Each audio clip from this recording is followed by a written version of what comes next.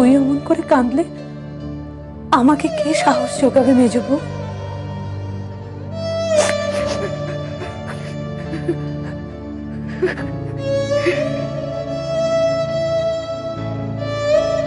মেজবু, হাতে বেশি সময় নেই, কেউ এসে যাবে।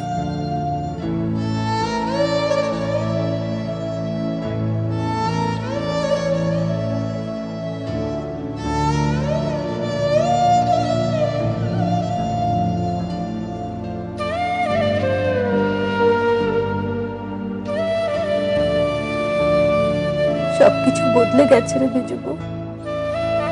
উনি যাবার পর সবাই আমাকে কড়া নজরে রাখে।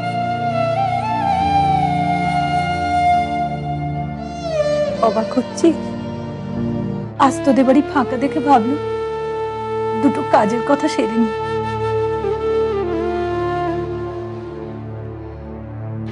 তোর সঙ্গে আমার একটা ভারী দরকারি কাজ আছে রে, হাতে আর এরপর সময় পাবো না।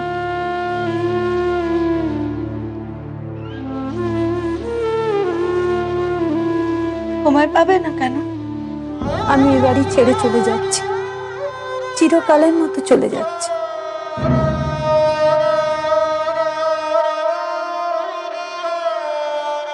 আমার বাবা দাদারা ঠিক করেছে এখন থেকে আমি বাপের বাড়িতেই থাকবো, তারা আমায় এসে নিয়ে যাবে।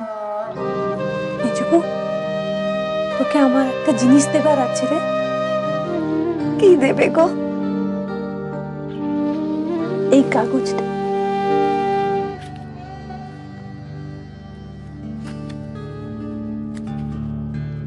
কিসের কাগজ রে মেজবু?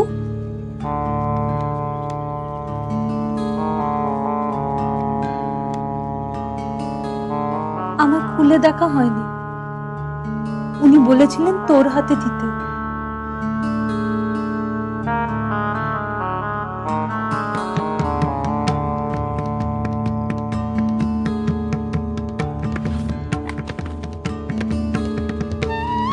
তো সেই কাগজ? কি কাগজ রে? এ তো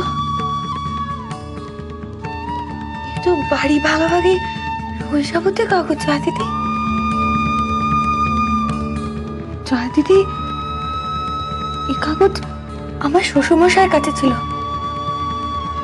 মার কাছে শুনেছি। আমি কত জায়গায় কতবারই কাগজখানা খুঁজেছি। সেই জন্যই উনি বলেছিলেন কেউ যেন জানতে না পারে।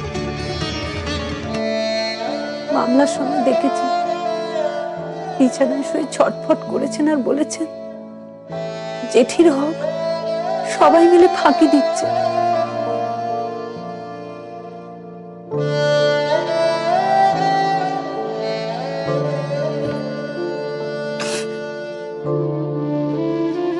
জয়া দিদি, আর কেউ জানে এটা তোমার কাছে আছে? না রে,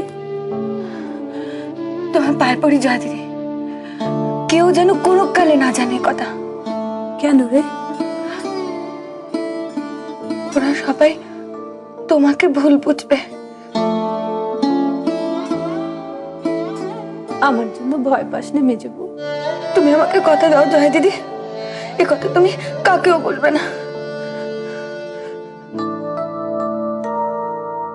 আমার মাথার দিব্যি, তুমি কাকেও বলবে না, বলো? বেশ, বলবো না। তুই ওপরে কোথায় গেছিলিস?